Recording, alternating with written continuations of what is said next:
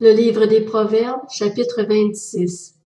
La gloire ne convient pas plus à un homme stupide que la neige en été ou la pluie pendant la moisson.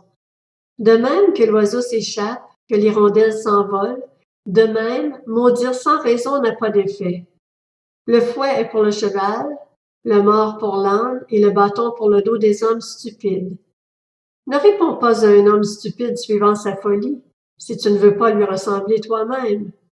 Réponds à un homme stupide suivant sa folie si tu ne veux pas qu'il se considère comme sage.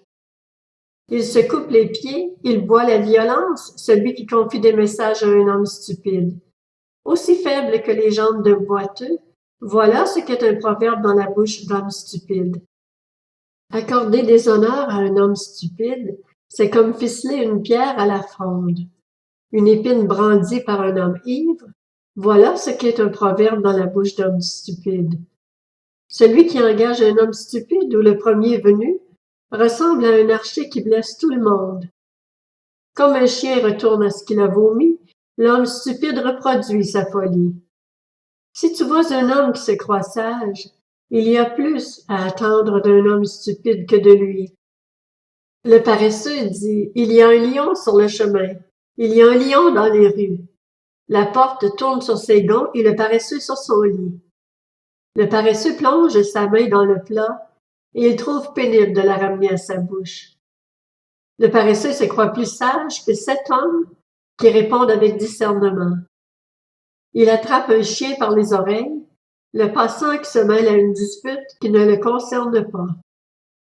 Pareil à un fou qui lance projectiles et flèches et sème la mort, voilà ce qu'est un homme qui trompe son prochain et qui dit « N'était-ce pas pour plaisanter ?»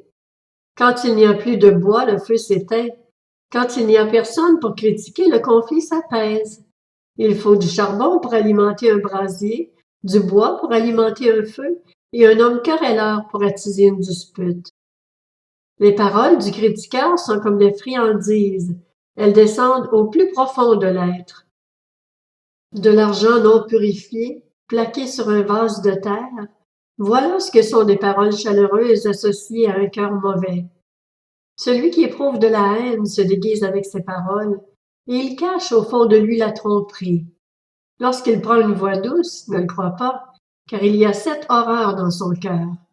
Il a beau cacher sa haine par l'hypocrisie, sa méchanceté se révélera dans l'assemblée.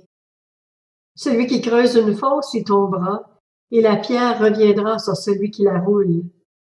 La langue menteuse déteste ceux qu'elle écrase, et la bouche flatteuse provoque la chute.